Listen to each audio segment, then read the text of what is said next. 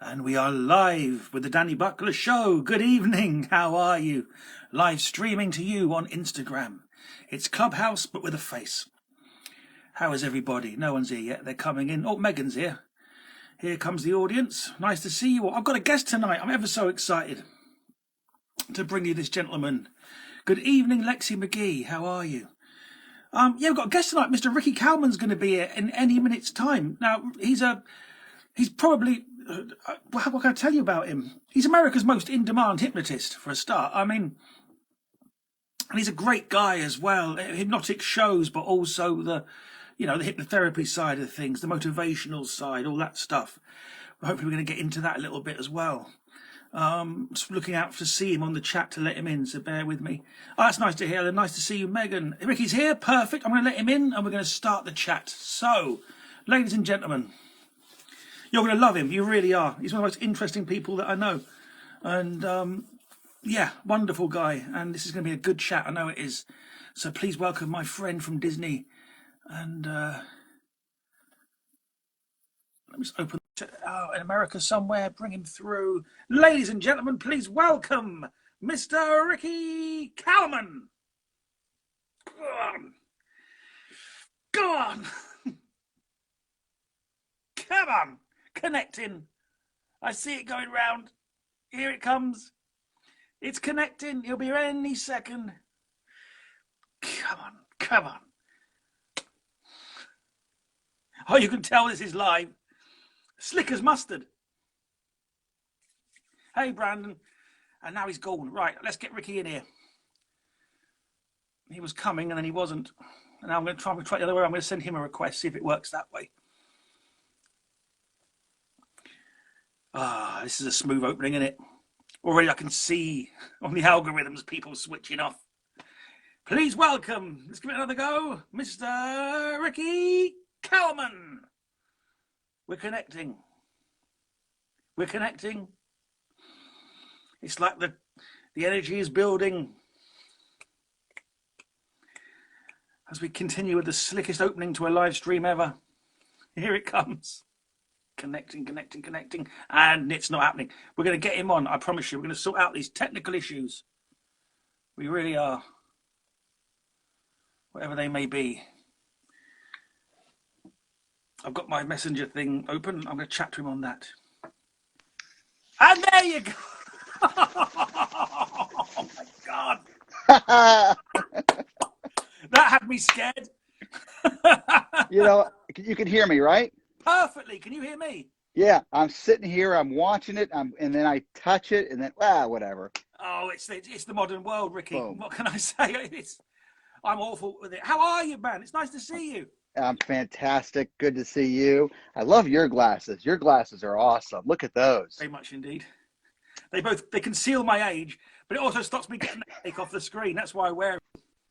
This is going to be hard to do. You're going to make me laugh the whole time. Oh, I'm supposed to be serious, and I really think I'm going to be laughing the entire time. Oh, we'll find out, won't we? How you doing, Ricky? How is it? Where are you, first of all? I'm actually in Atlanta, where my home is.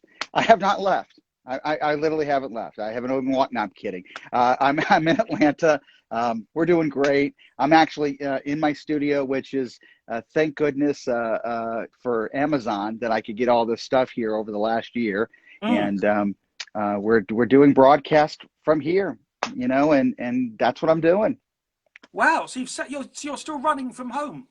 I am, but more on so you know me as doing my comedy show, but the show was always designed to give people a better understanding of what this is: hypnosis, self-hypnosis, meditation, self-awareness. The show itself always validated this is no magic trick as far as me snapping my fingers and life is perfect. I'm going to make you do something. It's showing the individual they could do more than what they think they can. They can get out of their own way to be more successful, to do the things they want to do. It's not what I'm telling them to do.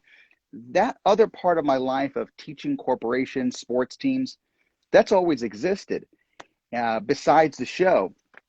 So when COVID happened, I'm like, what are we going to do? Well, we're going to do this virtually. And so all the keynotes that I was doing, and we're doing them virtually and doing more programs. And it's kind of cool. It's really neat. I mean, I actually have another one tonight with another corporate client. We've got a group of about 100 people joining us at 7 o'clock this evening. So, it's just, it's a weird world, but every day is a new normal. Wow, yeah. You're as busy as ever by the sound of things then. Somebody asked me today, I think I'm busier now than I have been in my entire life. We were spoiled before. We would show up, we would go do our gig, whether, regardless of what you did, there was a lot to what we do in our shows. But, the travel and unboxing and packing and repacking and checking out hotels, I think I'm working, and then we do the show and then we go and have dinner. I'm working harder now, longer hours. I'm doing sometimes multiple events in one day. It's weird. It is weird. But it's great that it's just mad, isn't it? That the travel's gone and the work's improved. There's more of it. I've been on 2 airplanes, and it was a very unique experience. Didn't really bother me. I didn't feel like, oh boy, what's going to happen. Seemed pretty normal. It's just the flights that I were on were somewhat empty, so it was pretty easy to fly. The airports have done a great job. I mean, I will say that all the flight attendants, the airports, the pilots, they're thrilled to see people. I cannot wait do you know what? I'm so excited for that 3 a.m. alarm. Get out of bed with my scratchy eyes. Well, yeah, my luggage and get in that taxi to the airport and the whole thing. I'm so looking forward to it. I am. I never thought I'd miss it. I would never. I don't know whether to take you seriously or not. I mean, half the stuff that comes out of your mouth, I don't know whether you're kidding or not. That's the truth. This reset, this stopping, you don't know what you've got till it's gone. Right. And when it comes back, I'm going to savor every second. I am going to taste every bean in the Cove Cafe. I am going to be taking everything in. That was the last time I saw you on the Disney Wonder. Oh my gosh. I remember forgive me if my memory is a little bit fried here, but didn't the first time we meet was on Disney, it was either Magic or Wonder, and we were in, I believe, I want to say we were ported in probably Long Beach, and you and I went to like Johnny Rockets for lunch. Yes, we did. Yes.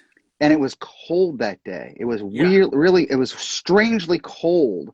And it was kind of misty and kind of gross. And you're like looking around like, this is beautiful California. And I just remember you and I went and had lunch at a Johnny Rockets. We did. It was superb. So the benefit, I'm sure most of the people on the stream, Kimberly's on the stream, by the way, from Disney, Ricky. Hey, oh my gosh. I'm not even paying. Sorry. I've actually, what's happening, COVID? Glasses. That's what's happened. I was wearing them before, just every so often. Now I really have to, wear them all the time. Wow, this is so cool. So what we'll do, we'll have a chat. If anyone's got any questions for Ricky, I'll keep an eye on it. We'll do questions at the end, because otherwise it's just distract. You get into the chat and then you're constantly doing this. So we're going to chat for a bit and then we'll have questions at the end. If you've got any questions for Ricky, line them up. I see a very good friend of mine just joined, Sam Silverstein, one of the most incredible authors. He's written over 11 books on corporate accountability. Wow. He's a rock star in the world renowned. So this is really cool that he's on. Hey, Sam, how are you? Frank, hey, how are you? Kim, you know how we're all big fans of Kim. Oh, yeah, absolutely we are. Yeah. I can't wait. This is what I miss the most, Ricky. It's the friends. Boys, I miss everyone. I miss you. I miss Heath. I miss Dave. Who? Well, it's funny because Kim, who's watching, I had talked to her not too long ago, and she told me about your show. And so when I've been looking for it, and I'm not on always at the right times, but I saw that you had the amazing David Williamson, and that was the day that I kind of pinged on just to watch. I didn't think I'd be like called out, which you guys did, and then I couldn't figure out what I was doing. This is my first Instagram Live. Oh, it's it. Breaking on the Danny Buckler show. This man's hard to get. This isn't like the usual bunch of stuff. This isn't Magic Dave sat at home playing with his cards board. This man's busy. So there you go.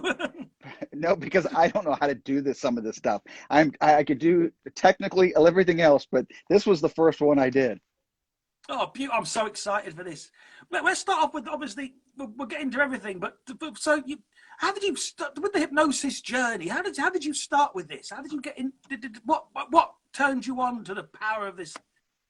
Misspent youth. You're welcome to my life.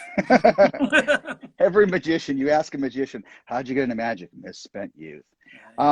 It's an interesting story because I, like you, I love magic. Magic was always it always still to this day is one of my first loves of entertainment. My first shows were, literally I was a magician, and I did it for many, many years in the path of magic. And I still, in the studio in the back wall here, I still have some of my memorabilia. I even have one of the original posters from Siegfried and Roy. A lot of my signed stuff, but I met a hypnotist along the way. And regarding hypnosis, every time I saw a hypnotist, they all looked the same. They sounded the same. It was very intimidating, very theatrical. Like it was like, oh, I'm going to do this to you. And that's fine. Don't get me wrong. But I always wanted to really teach people, this is nothing more than a state of awareness, a state of concentration. It's not what I'm doing to you. It's what you could do for yourself. No different than having a controlled daydream.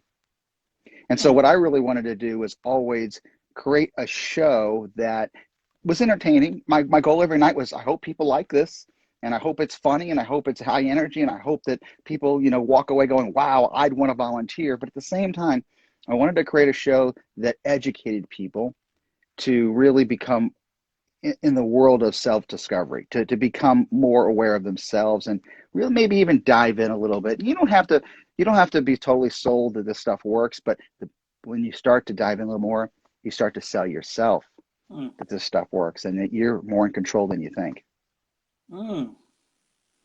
Wow, man! I have you under right now. To say, no, I was really about this story. So the first guy that you saw, so how do you? I don't even know where you start. Yeah, it was kind of a fluke. It kind of all just, I kept, I still have, I probably have, and I'm looking at some bookshelves here. I probably have, probably 50, 60, books on hypnosis, from even these little pamphlets, that they used to make in the 50s and 60s, literally. The comic book ones with X-rays coming out the eyes. Wait, do I even have, wait a minute, hold on. I got a book.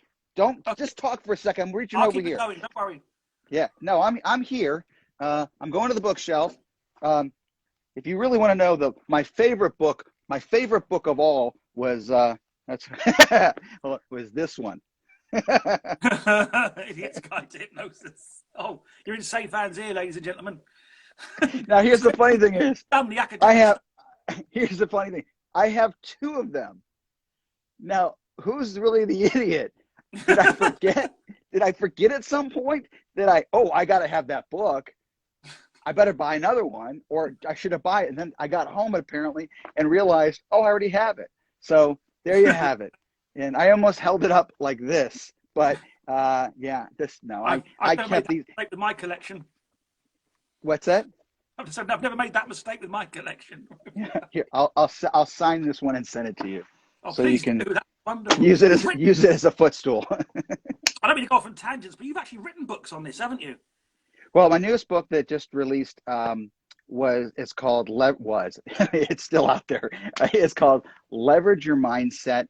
It is available on Amazon, Barnes & Noble online, Target, and Walmart here in the U.S. You can buy it on your Kindle and wherever you are in the world. It was released September 15th, and it was a really, really cool project. It really was. I will tell you, it was a multi-year. I started this book almost 10 years ago. Wow.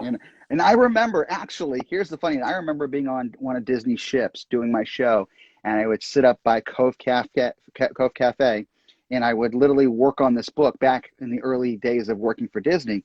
And then I would work on it again, and then I tabled it and shelved it, and all of a sudden, so about 3 years ago, I brought the book back into, the limelight and said, okay, we're going to do this, and I'm going to create a book that people can use, very easy to read, and you only read a chapter a day. That's it. You stop. If you don't need any more, you're cheating yourself. And so that released, and then it's been a busy year. So the book actually is supported by a mobile app, and that I had to learn how to figure this stuff out. But the mobile app is the app is a support product for the book. So as you read the book, you can go back to the app and you can literally listen to me talk about the chapter, the highlights, and I'm going to give you a breathing meditation exercise. I'm going to walk you through it by using the app, what you just read. Oh, geez, this is proper the future now, isn't it? Like, Do you remember when remember I had like 5 or 6 audio CD programs? Before that, I even had cassettes. Yes. And they were like little private sessions on self-hypnosis. Well, CDs are gone and everything else, and downloads. And so at first we were creating a program where you can download everything. I'm like, this is crazy. Why are we doing this? And I said, let's go through the mobile app development. And so it was huge. I've seen both of the faces of Ricky Kalmon, if you like, because I've seen you do the show, which we can talk about a bit more about the show. And I've also seen you do I've not seen you do a full seminar, but I've seen you do a workshop. I've seen you do like an hour-long, I think it was weight control and smoking is what you dealt with in this particular one. And you took them on, and it was like seeing the two sides. There was like there's the showmanship and the wonderful experience that the audience had the night before in the theatre. Everyone's laughing and enjoying it. But the next day, it was more of the therapeutic side, the kind of people were coming in to get control of habits and compulsions, and you guided the whole room through this process. And it was just wonderful to see both sides of you, kind of like the two different approaches. I enjoy it. I really do like the two different. It's like two different games if you're an athlete. Maybe you play tennis, then you play golf. For me, it's always been. I really do. I love speaking about it. I have no problem talking. So I like to, especially if people are interested and people go, oh yeah, probably get this question all the time. That's okay, because it's the first time you've asked it. So I'm more than happy to spend some time with you. And it's, well, I'm sorry to bother you about it. I'm like, no, that's what I do. I mean, you kind of love you have to love what you do. And if you don't, it'll show very quickly. I really do. Even the show, I've always been I like to do this show because it's, I guess in some way, like you said, it's almost like a high for us when we walk on stage and we do what we do. But I think it's even more rewarding when people want to know more after the show is done. Maybe it lives on after the show. Oh, no, Disney face just popped up. Rod Minger's watching. Hey. Wow, this is so cool. So you're paying attention. I'm focusing on, and I didn't see. Okay, so I see. I don't want to. I'm afraid to touch anything. No, I've got an eye on the stream. If there's any questions, I'm clocking them. We'll have questions and answers at the end with the punters that are watching. Gotcha. Yeah, no, well, I'm scared to touch it because it kind of splits the screen, and then you end up. I can't get back. I've done it before. I've touched it, and the camera's flipped, and the audience gets a nice view of my back wall. Rather than my circle light that I've set up in my primitive studio here. So, how are you doing? Can I ask the question now? You can, yeah, it's a chat, absolutely. How are you? I'm all right, actually. Surprisingly, my entire livelihood got wiped out overnight. I'm coping reasonably well, Ricky. I've been doing live streams on here. The online shows are a thing now, so I've been doing a few stand-up comedy shows, not many, but a few. I've put on my own show once, which I did on here. My new hour that I wrote last year, I did that on here for people, just so I could do it for someone, not as a money thing. But I'm keen to get back, though. Are you? I'm keen for I want to get back. I want to get back on them flights, and I want to get. Properly back, not 30% capacity, front 10 rows empty. Everyone too scared to. I want proper back. Proper. Here we are in a room. Let's have an experience. I don't know how far off that is. But until I talked to one of my clients today, pardon me, in the UK, and he was telling me, forgive me if I'm gonna get this wrong. Is it the 12th or the 15th is a big day there? Of April? Of March. What's the big day? And I'm like, yes. What are we now? Tuesday. Yesterday was a big day because the schools went back. He said that. Is it the 12th or the 15th? The hairdressers, the barbers. Yeah. Yeah. Because that seriously needs to be addressed. What day is?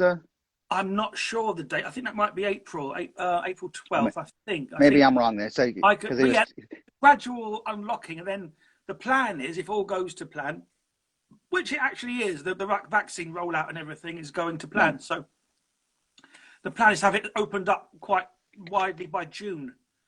Right. But I need the I want the world open because all my work's in America. So it's like, all the work that I want is in America. It's all everything I was working towards was out there. So I need the whole, so I don't know when I'm going to get back to.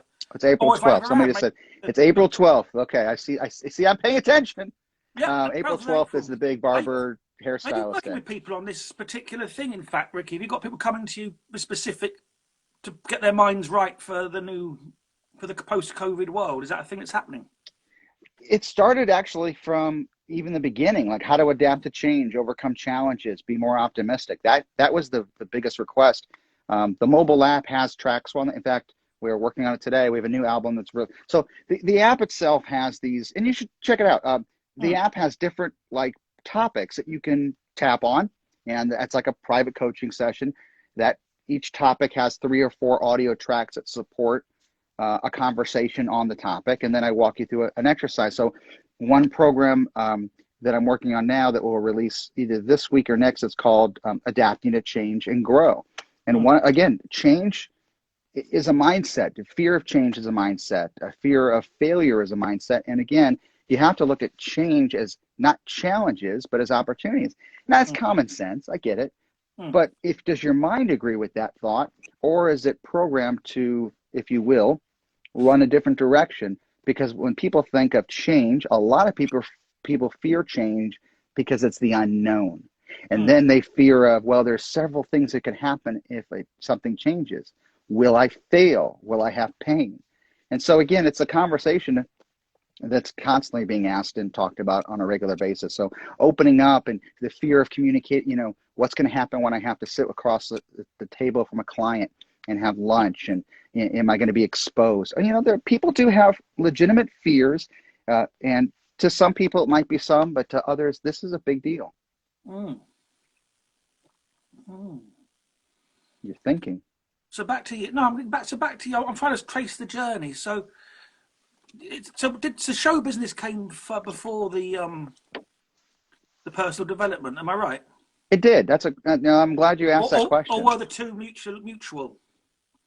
Well, it was definitely a progression of the show was developed first, but it became shortly after because I found myself answering the questions and explaining and teaching. So as time went on, the self-care became even more of a topic of conversation on a regular basis. Not self-help, self-care. Help sounds like there's a problem. I've seen this. I've seen you. We've hung out. I mean, I've seen you do the show, and then in the sort of 3 or 4 days we've been together afterwards, people come up to you and with all kinds of questions about life and hypnosis and the power of the trance state. And you've always got time for them as well, which is lovely. Everyone gets, you never brush anyone off. They get proper time with you, which is beautiful. But the questions are always seem to, when I was observing for that brief period of time, the questions were of that nature rather than, how do you get in show business then? Do you know what I mean? They were much more right. They were deeper than the questions that I get. I always get like, how did you become a magician? Who's your favourite magician? How long have you been doing this? You were getting questions like, so the cosmos, how does that work? And well, I think the first question is how and why, and why does this work, and will it work, and can I do it, and how effective is this, and all great questions. But I think when people ask the question, they probably already know the answers. I think you just have to let them just talk for a little bit. A lot of times, if you just let people talk, they usually figure out the answers before you can even answer the question. That's what you did to me. I remember that. I remember giving you the usual buckler barrage of the usual, like, how does this help me in my life? And you sort of like, well, how do you think it would help? I just remember, I'm just like stuff is like sticking in my head. I remember sitting in the audience of your show, and it's funny because you're just, I don't know how you do it. You have a cadence in the way you speak and the way you deliver lines. And I know it's calculated. I don't believe in this, well, I just go up and wing it. No, everything is calculated. And you have such an incredible rapport that with yourself, you actually have a conversation with yourself at times, which is even funnier. So everybody watching, I know that you're huge fans of Danny. I think that, again, I just think you have such talent. and I love to see you shine. I really do. I think one of the greatest memories, excuse me, my most fond memories of the years with Disney is getting a chance to be humbly share a stage with some of the most talented people in entertainment. I did not want to do a cruise ship when Disney came to me. I had really no desire, and I was soon wrong. I actually ate my words, and it was an incredible experience. It was unbelievable. But I think my fondest memories were working with the talented, crew, because these are some of the hardest working people in business itself. I'm going to go beyond show business. I'm going to say business. I've never seen a group of men and women from over 50 countries work so hard. And by the way, not everybody is the perfect, Disney isn't perfect. And not everybody is going to fall into the Disney world, if you will, of talent. But the ones that really do embrace that culture, they're amazing. And I know I digressed a little bit here, but to be able to share the stage with some of they really did. If you're a passenger, I don't think people realized, how talented the guest entertainers were on this. I'm not talking about me, but I'm talking about David Williamson, Heath Heish. I mean, geez, the list goes on. David Gotti. I mean, there's just some of these magicians. They really are amazing. And I'm going to shout out again the crew. No, it's not like anywhere else on earth I've ever worked, and also knowing how hard it is to get into that, because their criteria. I have no idea what their criteria is. I just know that it is what it is, and it's such a fine net that you have to get through, if you know what I mean. And I thank my lucky stars every night that I happen to be, because it wasn't conscious effort, let me tell you. It was just I happened to have a way about me that just fitted. But you know what I mean. But I've known some great names that didn't, and I'm so grateful to be part of it. I really am. People you meet and meeting we'd have never met otherwise. No. That I've formed around the world with amazing people. Right. It's so true. I don't. Some of these, like David Williamson. I had known who David was since I was a teenager. I remember seeing him at a magic convention, and I mean, literally looked up to this guy because he was so talented on stage. He would make me cry laughing. I never met him, but I remember seeing him with Rocky. The Rocky with the raccoon. And I remember the first time. I'm sure he remembers it too, because I definitely made sure I told him. He doesn't remember the first time I saw him, but the first time I worked with him on Disney, he came up and said hello, and I said, I know who you are, and I was like a little starstruck. I said, I used to see you at magic conventions. My first love was magic, and he's like, oh, really? And I started just name dropping people. I'm like trying to keep them there, I'm like, you're not going anywhere. You're staying. I'm going to talk to you. And he's so talented. He is so talented. I mean, Justino, we've got Mike Super. I mean, think about the acts, buckets and boards. I mean, these acts are beyond acts. They're talents.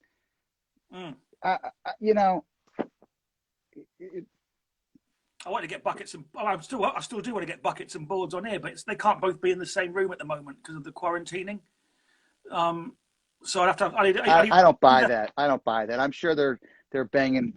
I'm kidding. There's no way working it out, but I either have them like separately, or I wait a couple of weeks until they can be together in the same room and then get them on together. But same with the Junk Boys. But I miss everyone. I just miss everyone. I miss Edgar. I miss Kim. I miss all the cruise directors. I miss all the team. I miss Carly. I miss all of them. Natalie. I miss Peter. I miss Brent. I miss all of them. It's just my kids grew up, for 10 years. Yeah, my kids grew up with that. I mean, that's a pretty amazing culture. But listen, it's that old cliche: one door closes, another door is going to open. It has to. You have to pivot, and so it's one of those things. But back to you, because tonight we have you. So so you start. So I've lost my thread now. It's just like being on Johnny Carson when he used to go. So hang on a minute, give me a second. No. Do you know that? So here's something funny. I'm gonna digress for a second. So I'm on a walk. I like literally. I try to every day take a very long walk. And my nephew, who lives in my neighborhood, he joins me a lot. And we were talking yesterday. He's 23 years old. And he said, "Hey, I was watching a Johnny Carson." I go, "You know who Johnny Carson?" He goes, "I guess there's a new platform, an app that you can get for smart TVs, and they run Johnny Carson with the old everything." And he's been binge watching these. When I was a kid, I remember sitting there like that. I thought that was going to be my dream, gig of all, is to be able to be on Johnny Carson. I didn't care about anything else in life except to be on Johnny Carson. But it's funny you said that. And now I don't know where I'm going with that, but that's now you're it. the modern day Johnny Carson, live on the internet. Right. Crazy enough. I mean, think about it. Go back to when those shows aired. Think about then the technology we have now. I mean, remember when they had shows and they had a camera in front of you, the camera that was the size of a car. Oh yeah. We're broadcasting with this little dot now. And the shows were longer, and the guests were just interested. They weren't there to plug anything necessarily. They were just there because they were interesting people to create an interesting art. As opposed to now, we've got all the tech, but the guests are only there if they've got something coming out that week, or they've got a thing to pitch. It was long form conversations. Yeah. Oh, classic show business fascinates me. I was born in the wrong decade, Ricky. I think I remember you telling me that once before. I wanted to be famous in the 60s. An old grumpy git in the 70s. These kids don't get it. Retire in the 80s, and then now I could be a YouTube clip that people were showing to. Oh, this is when it was good. Look, like Orson Welles, the Orson Welles career path. Belly out here, going on talk shows, talking about just art and philosophy. How did you start? Where was your first show? What got you? What's that? Well, I thought I wanted to be in that. See, about doors opening and closing. I knew I wanted to be in show business. I didn't know how, and I thought I wanted to be an actor. Wait a minute, Danny. Wait, hold on a minute. Katie Couric from NBC News is going live in a few moments. She just asked me to join. I'm going to have to. I'm kidding. Go ahead. Can we come? No, go ahead. I'm sorry. Meghan Markle's been on the phone. I just got the notification. Katie Couric is still going live here. Do I want to stay with Danny Buckler or go with? No, I'm kidding. No. So I'm sorry. Oprah's on the phone. I can't believe what's happening, Rick. I got another one. Yeah. Okay. So, all right. So, how did you start? Sorry. Well, I thought I wanted to be an actor when in my year, and I still do. I would still love to scratch that itch, but I was slightly hampered by being dreadful at it. When I was a teenager, I was just not particularly. I was very good at playing cartoon characters, but not very good at playing actual real people. And there was no, and I had to sit down, the motivational sit down with the lecturer at college, with the, there's a lot of satisfaction to be found in amateur dramatics. When you finish your shift at the supermarket, you could always do something like all this shit, like basically saying, this ain't for you, the arts. And it's like, oh God, that's me out of show business. I suppose I'll go and get a job sweeping up. But my first, we had to do a self-devised piece.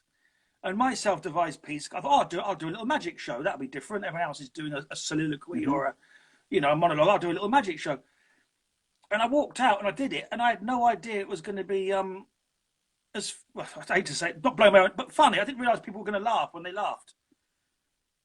If that made sense. Oh right, I think I see what I should be doing here. I can stand up and make people laugh.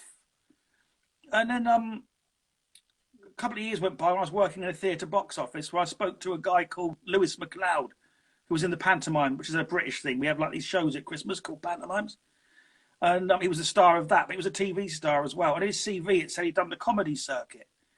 And I asked him what that was, and he told me, there's comedy clubs, you phone them up, you say, can I have an open spot? You go and do a free open spot. If they like you, they book you, and then you get on the comedy circuit.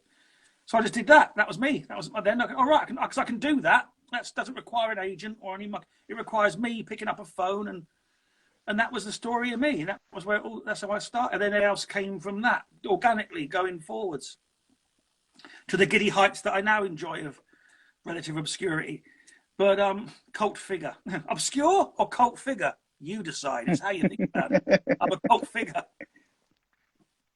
So yeah, that You was a story. always, I mean, I know that you really, and you're a very talented magician, but magic for you has always been, and forgive me if I'm not right here, so correct me if I'm No, wrong. no, it's in the subjective opinion of the yeah, No, no, but I'm curious.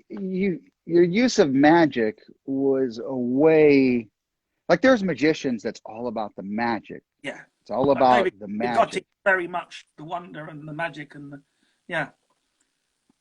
But for you, it's there's so much going on. I forget that you're a magician sometimes That's because you've got me. No, because you've got me. that's exactly what I want. So thank you. Yes. Because you'll go into a dialogue or a comedy, routine, and I'm like, what just happened here? I start laughing so hard, I forgot there was a trick. Oh, I think that's exactly what I'm going for. So thank you, Ricky. I hope so. You can come again. You or, can or come is again. or is there no comedy in your show at all, and you're trying to figure out why people are laughing? Nope, there's loads of comedy in my show, and thank you for noticing, and thank you as Okay. well for because um But you know what I mean? It's like I think that you use magic as the vehicle to pull people in, and then once you've got them there, you just shake them up with all this comedy. thank you for noticing that. That's what I'm trying for. If that's not the plan, you should switch plans because it's working for you. Oh, I'm going to stick to that plan. I'm Okay, going to all stick. right. With the By the hypnotic way, show. just water, just water. Oh, fully understood. This is herbal tea, my central Yes, perk. there you go. Um, with the first time you did the hypnotic show. So there's going to be a first time when you get those 12 people out of the audience. You haven't done it before. Was that terrifying? I do remember that day like it was yesterday. I really do. People go, "Oh, he's just that's a line." No, I really do. This is a story. Do you want to hear the story? Please, yes. This is not a story I tell often. It's not in the book. Nope. It is. It's a good thing it worked. Let's put it that way. Right. Because it would have gone. My career would have changed very quickly. I'll shorten the story. It's basically my very first show was for a group of secretaries holiday party, Christmas party. Right. And I told them that I would I would waive my fee if they let me have a photographer come and take pictures because I was working on a new show because I couldn't get anybody to hire me in the first place because I hadn't done it yet. I had no credentials. I had no examples. I had no testimonials.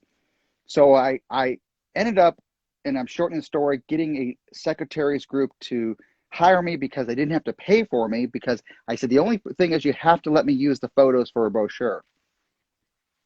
So they said yes.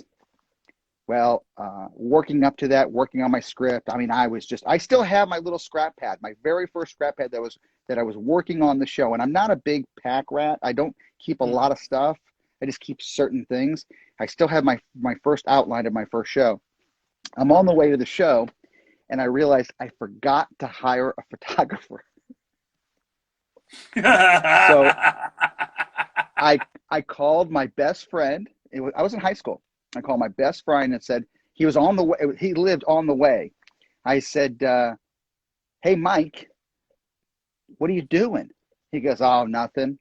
And literally, I'm driving on the way to the gig. I go, "Get your camera and put something on that looks nice. You're going to take some pictures for me tonight at one of my gigs."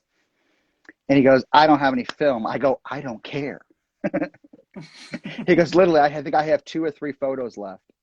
Film rolls on the reel." And he came and took. I said, "Just look and act like a photographer." And the show worked, and it was very funny. And I have to tell you that I had shows later in life that weren't nearly as funny as that first one. And that was my first show, and it worked. And I remember that day walking out. It was still a little rainy, and I remember walking to the car smiling like, this is what I'm going to do. I said to myself, this is what I'm going to do. Mm. And I remember the ground being very wet and the gravel making a lot of noise. To this day, I still remember that. Mm. I love it. Sorry, that's it. There's nothing more than that. No, Sorry. that's a cracking one. Because you're the first one I've ever seen do an hypnotic show where you've had people going out in the audience.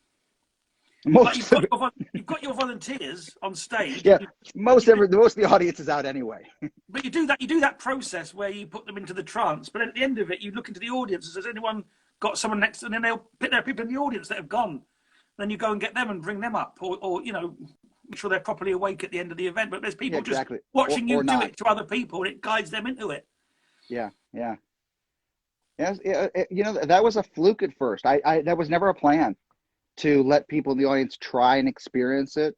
My first, many years, I never allowed that, it's not that I didn't allow it. I never really promoted it to entice people to experience. And then the more I did it, I'm like, why even put people under on stage anymore? Just put them under in the audience and pick and choose.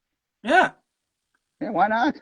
Why not put the whole audience, go have a coffee, come back, wake them up, boom. To the whole audience, yeah. And it was why not? Ever saw, open your eyes. That was amazing. Why not? I think it's a great idea. I used to joke about that. That would be the ultimate show. Put the entire audience under, go have dinner, come back, wake them up. Who knew? But your TV show was it? There was you've done a couple of TV shows, and one of them was making the forgive me, you made people think they were a star for the day, and then they lived. Oh my gosh, yeah, that was. For a day. So I had a show on the TV Guide network. So we have a network here in the called the E channel in the US. Do you get the E channel there in the UK? Yeah, you can't. So all right, so I had, with the producers, we had created a show called Seeing Stars. And Seeing Stars was me on the street. It's like street magic, but street hypnosis. And we did this back in 2000. We sold this back in 2003. We went to the E channel. I think it was around then. And then we did a pilot, and it was great. It was very funny. And it didn't get picked up because the network, some people changed, and it just, not that it wasn't funny, it just didn't get picked up. So it sat there on a shelf. So TV Guide itself created their own channel, and the executive producers that I partnered with on this took the show, bought it back from E, and then literally walked over to TV Guide and said, hey, we have this show. You're looking for shows. Sold it in the room. They signed a contract. I get a call. Guess what? You just got picked up by another network. I'm like, what? Don't they want to meet me? Nope. They love the show. We're filming in 2 months. And we did one season. It was like 13 episodes. And then before we were done with the first season, this was back in 2004. We did the second season. So in all, I think we did about 20. I want to say we did like 25 or 26 episodes. I don't even remember. I still have the episodes, but they don't air anymore. One of these days, maybe my grandkids will watch them. I don't know. And what the format of the show was? Taking somebody and inserting. Yeah, so I would grab people off the streets, and we would put them in a bunch of chairs, and we had people standing around. I'd hypnotize them, and then I'd select a few people, and then I'd put them in a TV show situation. So I remember American. Was it American Idol? Maybe it was big then. I remember Fear Factor was big then. Remember the show Fear Factor? Yeah. So they would think that they were actually in that show and they were a contestant or they were a celebrity. And then later, after my relationship with Disney, we actually ended up selling a show to Disney Channel where I hypnotized parents at the request of kids. Oh, nice. And that aired back in 2012. It was supposed to go only 5 times. Actually ended up running like 15 times. And it's kind of cool because then they would start airing it like Australia, or it's just, I would get these obscure emails all of a sudden from kids. And it was, first I'm thinking, is this some like spam email? But then you start reading it and like, no, it's a kid that just watched me on the show and something. So yeah, pretty wild. Oh, man. And then the therapeutic side, where did that start forming? It was probably about 25 plus, I'm dating myself here, 25 plus years ago. So it gradually started, it started the earlier days, but the older I got and the more I was doing corporate, the more popular it became. Mm. And is that, now I've seen you do a seminar, like a mini seminar on the ship. I imagine you do much longer events. So right? most of my keynotes now are 60 to 90 minutes long, and depending on the client, depending on the event. So most of it's all motivational keynotes. And in the same time, I'm also teaching techniques. So I will explain how this works, and I'll teach you how to do it so whether there's 5 people or several thousand in the audience, everybody's experiencing it. So I'm kind of doing my show in a way. We're putting everybody under in a way, but it's not. It's more in the self-care area. So if you're in sales and customer service, you want to build your confidence, self-esteem, most people know what to do. If you ask them what are they doing wrong or what they should be doing right, I guarantee you they can come up with the pros and the cons. They probably give you a great direction of what they should be doing as though they're talking to somebody else. But do they talk to themselves that way when they really need it?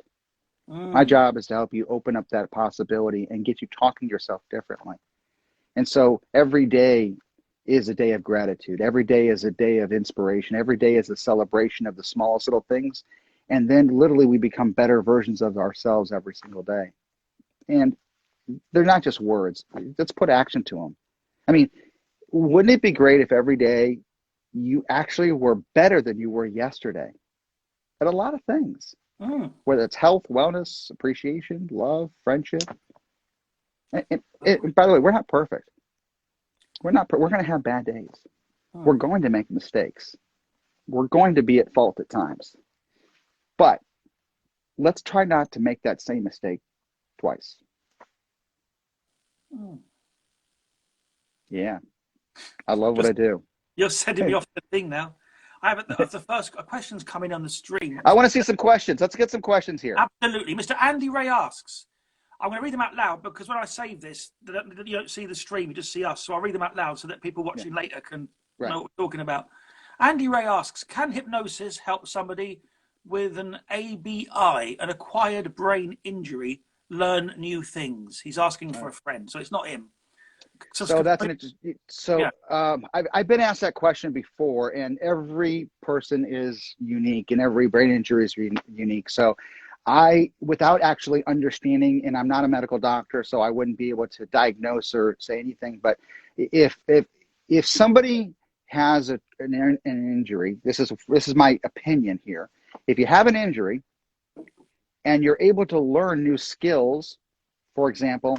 I've talked to veterans that learned how to walk again, or learned how to speak, learned how to learn how to speak because they had such traumatic injuries that they literally lost muscles or had, problems. So I think that if you can still learn, you could still grow.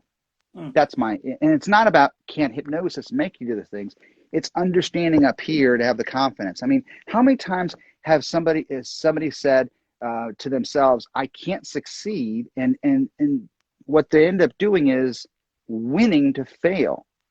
But there are a lot of veterans that I've read stories about that I've spoken to that were told I can't walk anymore, or was not going to be able to walk anymore or play another sport, and that are walking now. It's not that it's a miracle. It's because they convinced themselves to work harder to build the muscle memory, that they weren't going to let doubt or fear get in the room. So you take that same thing. Think about everything we do. We can let doubt in the room, and then doubt controls us. The preconceived outcome of, I can't do it. I can already see myself failing. Why should I try in the first place? It's a programming. I believe everybody can reprogram yourself, meaning we can update our internal software to guide us, to motivate us. I hope that answers the question. Was it Andy? It was indeed. There's a question now from Dom Young. I think Megan asked a question, but it's gone by in the feed. So ask it again, Megan. It'll come ask up. Questions. We'll try and. Yes. Dom Young is asking, what's the thing you're looking forward to most after lockdown? Honestly, having a nice cup of coffee with friends. Yeah, and we're starting to go out. We're starting to do some things here in the U.S. and I have, I've already traveled, but I think that I would I'm looking forward to a really good cup of coffee and sitting and having a nice cup in a nice real, coffee, cup, porcelain, have a nice cappuccino, a nice, what, just really getting a chance to see people and hearing what's going on with them. I think I'm looking forward to that more than anything.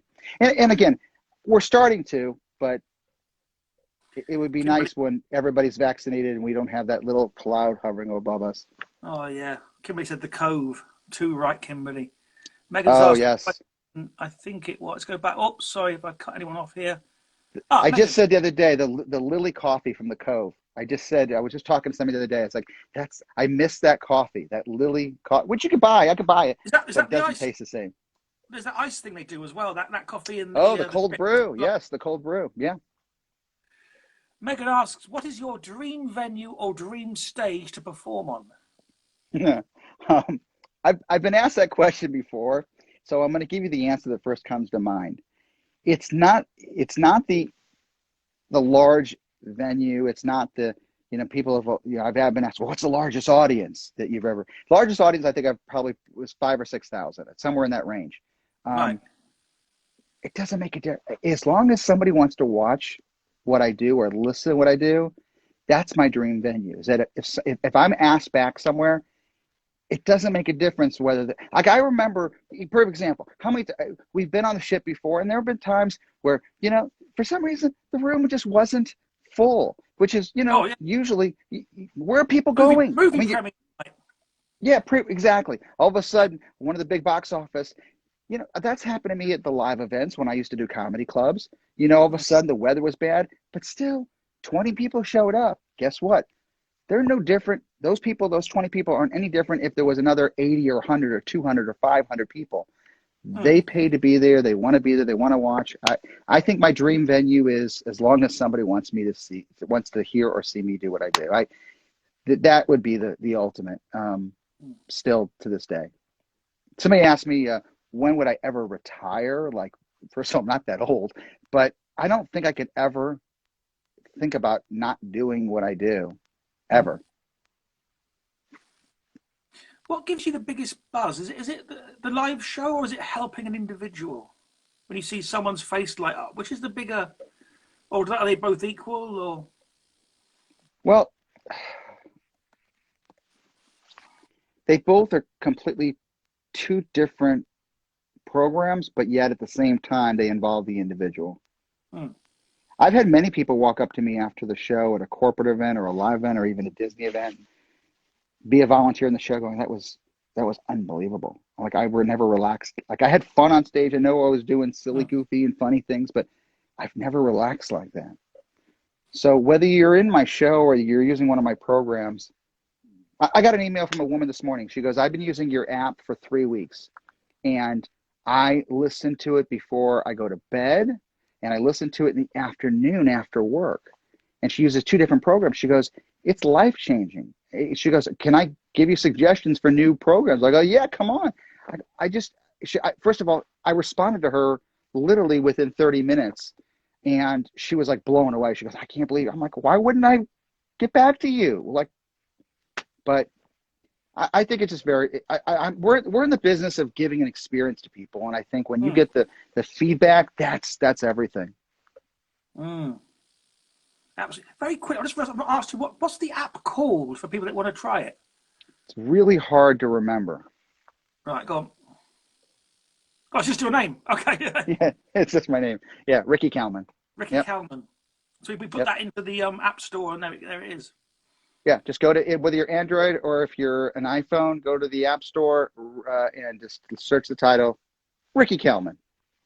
Perfect. There you go. And it is spelled Kalmon. I've had people literally spell it wrong, and then they say to me, "Are you sure?" I'm like, "Yep, I am." Any more questions for Ricky, or any that I missed that came up? I saw some earlier, but they went past in the stream. So if you've got any questions, fire them up. Don't be shy, my friends. Take this opportunity to speak to one of the most successful hypnotists in the world. You're too kind. You're way too kind. If I touch this, what will happen? Let me see. I'm going to see if I can scroll. Oh, I do scroll a little bit. It's hard for me to see everything. Yeah. Yeah. Oh, this is so kind, Megan. Thank you very much, Kimberly. Love you. This is awesome. Thank you for everybody that's joined us and whoever was there Mm. earlier. Thank you for watching. Megan thinks it's on fire. Love it. Mm. Love it. Andrew, thank Yeah, you. Mr. Andrew Ray. Oh, is it Joe, great? Is yes, stage go. hypnosis a numbers game? I don't know what that means. Do you mean in Um, terms of the volunteers no, or? what they're saying, I think the question is it a percentage of the average person that goes under? Okay. So, Oh, right. Okay. uh, Yeah. in other words, if you got 10 people, are you going to get six? Yeah. I never bought into that. I never looked at people and go, okay, out of that group, I know I'm going to get six or seven or 10. I always assume, and I still to this day, if you walk on the stage or if you're going to use it for self-care, you're going to experience it. If I give people an out or if I tell them, well, only six of you are going to last here because the rest of you are losers, I mean, Mm. which I actually saw a hypnotist say that on stage one time. Yes. Wow. Yes. He literally said, if you leave the stage, it's because you're a loser. I mean, what is that? Unbelievable. I, I know. Way to build trust. Isn't it? Oh, Sam Whitaker's asking, what are your experiences, or if you have any, of past life regression? You ever done Okay, that? not an area that I dive in. That's a great question. It's not my expertise. I think that when you dive deeper into somebody's memories, that you don't know what somebody's childhood memories might stir up. So I find that that's an area that is left for always a medical professional when diving into memories. And I would put the category of regression into that. Hmm. Okie dokie. And Dom Young would like to know, have you been hypnotized, Ricky? I have. In fact, I still to this day, I do it every day. I mean, I listen to my own app. I do. And I have listened. I've created programs before the app started. I created programs strictly for me to listen to and have tried them out and then put them in the app later on. And I've pulled stuff out of my old archives because I thought it was stuff that was very effective. But I still to this day, I put myself to sleep. I can relax anywhere. My family makes fun of me because I can literally fall asleep literally anywhere. I envy you that. Anywhere. I mean, I have no problem. There could be a room of 20 people, and I could sit in the corner and I'd be out. They could be talking about me, and I'm gone. That is an impressive skill. I can't even do that in a bed at night with eye shades and earplugs in. I have to wait until I'm absolutely exhausted before I go up to the bed. Oh, wow, man. I bet it gets you over Oh, jet lag quick, doesn't it? what's that? Gets you over jet lag quick. It does. Well, I sleep great on an airplane. I mean, literally, I think it's a conditioning, no different from an athlete to somebody that does something for a hobby. You just condition yourself over time. So at the same time, though, the habits that we have, the patterns of the bad habits, if you will, the ones we don't want, we put them there. We've conditioned ourselves. So if you want to sleep better, feel better, lose weight, work out more, be more confident, have the self-esteem of a rock star every single day, then put the thoughts there. Don't Mm. allow yourself to let negativity rule your world or somebody else's belief in you hold you back. Never let anybody else's criticism, belief, or comments of negativity or self-doubt or demeaning vocabulary rule your world. They're Mm. words until you put meaning to them, and you have a choice whether or whether not to let the meaning take over. Oh, this is powerful stuff we're getting tonight. And I was asked another one. Danny, have you been hypnotized? Have I been hypnotized by Ricky? I think I have, haven't I? Did we I not don't do a know. little? I think we did a very brief relaxation thing in the cove one time. It wasn't like a full session, but it was just a very brief. You were talking to me, and I kind of got very kind of peaceful and mellow, and then you kind of brought me back out of it. Yeah, I actually I think I do kind of remember that. I mean, it Yeah, wasn't like a detailed "let's work on this" or that. It was just a gentle kind of like I wanted to experience it, and you guided right. me danced it out. And then, oh yeah, but then yes, because I went and sat in I was in for the seminar with the boys from the voice, oh god, I can see their faces. I can't get it. It's on the tip of my tongue. The a cappella group that we work with, they're brilliant. Well, Danny and that lot. Who? What? Oh, that's embarrassing because I'm a massive fan of theirs. Shall we do the a cappella group we work with on Disney? There's 4 of them. They do that beautiful version of Hallelujah. I can see everything. I can see that their faces are great things. Is anybody giving us some thoughts here who that might be? Oh, Kimberly, who are they? Danny's group, the other Danny, I can see him like as clear as day in front of me. Oh, that's embarrassing. I've worked with them so many times and I love them so much and I just cannot get the name of the group to pop into my head. Oh, they won't watch this anyway. But the point is this. We came to the seminar, we all did it. The bit when you took the whole room into a trance, we went with it. Mm-hmm. But yes, I have been hypnotized by you because I closed my eyes and went through that process. You're too funny.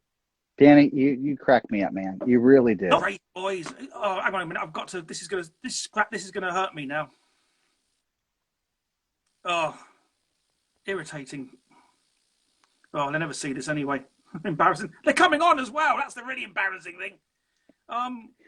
You can blame it on me. You can blame it on me that I just took the thoughts out of your head when you weren't thinking. Oh, this is gonna really. Hang on a second. Here we go. Oh, I've got their thing up. Edge Effect, yes. Oh yeah. Oh yeah, they're good. Edge Effect, yeah, they're great. Good for Edge you. Effect. See now, can you edit this now? I'm gonna have to, yeah. My folly. Oh, Edge Effect. So funny. Oh, it's them Spring Fever. This is awesome. I'm humbled by what's that? Anyway, to the comments again. Who's got questions for Ricky Kalmon? We've got a few minutes left on tonight's live stream, so line them up. What do you want to know? There's people out there watching this. Are there? Maybe I put them under, and they're just like, oh, they're all at home now. This powerful state. So your book, Ricky, can we still get? Is that still available from Amazon, etc.? Still available. I hope so. No, the book is available on Amazon, Barnes and Noble, Target, and Walmart online, or you can just download it to your Kindle or your Nook or any kind of device that you have, or e-reader. We are available, or even just request it at any bookstore around the world. If they're a bookstore, they can get my book. And but Amazon's, I'm a big fan. So you can download it, get it from Amazon. Can you put him under? Can I what? Yeah, can I put you under? Sure.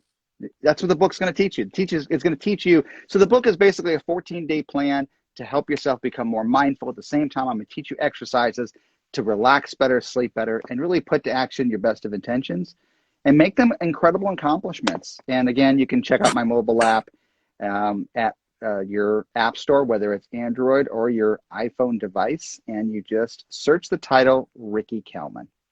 Aye, beautiful. There you go, Dom. You're awesome. Megan's asking if Dom wants to be put down under until the end of lockdown, and he's saying yes, I do.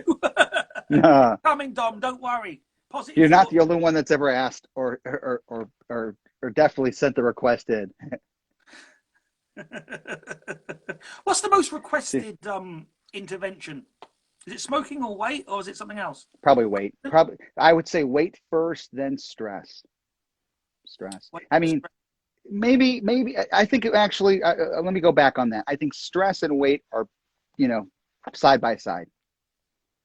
Because no matter who you are, no matter how successful you are, no matter how great you think your life is, doesn't make a difference. But stress is going to be there. Literally from the frustrating little things that bother us to the large things that aren't so big. After a while, you start to realize they really weren't as stressful as they really should have been. So it just depends. But yeah, stress is probably the starting point. I would say it's like baking a cake. Unless you're making a gluten-free cake, you're always going to start with main ingredients like flour and sugar and things like that. Stress is the main ingredient to self-care. If you can remove the stress, maintain the stress, That is the magic ingredient. You've got to focus on that ingredient first. You have to have the best tools for reducing stress before you do anything else.